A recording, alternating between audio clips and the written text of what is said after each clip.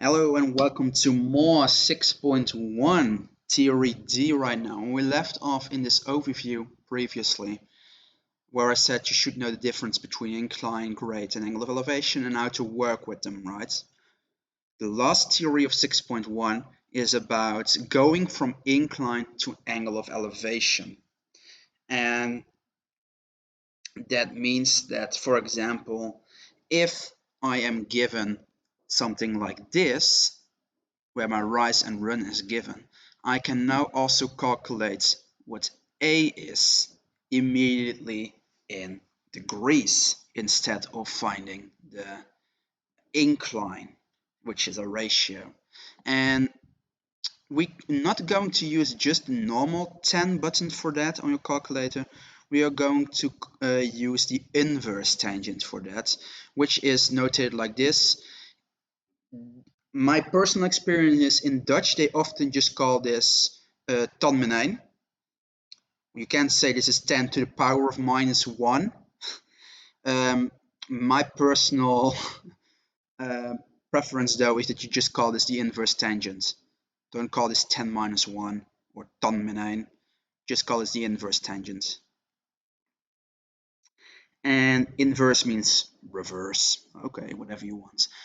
So the tangent of angle of elevation is the incline. Well, if I now take the inverse tangent of an incline, I find the angle of elevation. And this is very abstract for a lot of students, and I understand that. So we're going to do some practice exercises in this theory video as well. What you should know is that if you are given your if the information about an angle is given as an I should say it correctly here, is given as an incline or in grade, you can now use the inverse tangent to convert to angles. And you can do it in 2 steps, but oftentimes you will do that in the calculations itself. So for example, if you have something like this, and this weird person here says it as well, you can use the inverse tangent to go from incline to angle of elevation.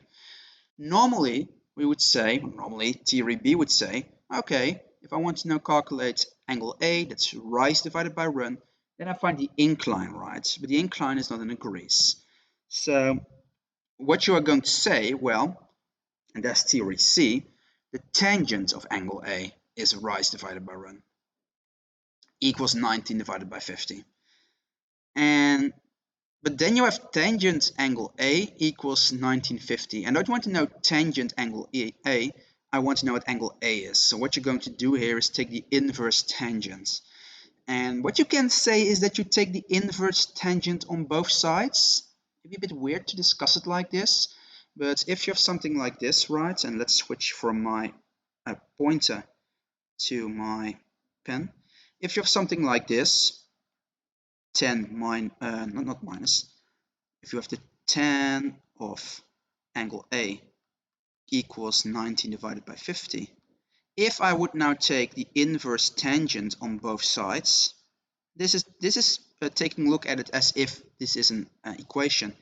If I take the inverse tangent of a tangent, well, the inverse, het omgekeerde, the tangent and the inverse tangent disappear, so I get angle A. And then I get the inverse tangent on the right of 90 divided by 50, which I luckily just have a button for on my calculator. Right? Just push this in your calculator. The inverse tangent of 19 divided by 50 will give me approximately 20.8 degrees Celsius.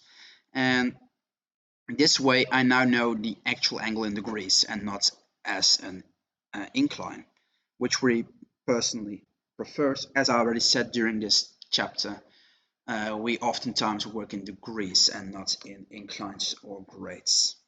Okay, and that's it. The glossary is right here. There are a lot of new words, and I want you to get used to them, because otherwise it will be quite difficult to talk to your fellow students and to me about this actual topic. So know what the incline is, the rise, the run, the grade, the tangent, the angle of elevation. Remember, I upload those PowerPoints separately as well.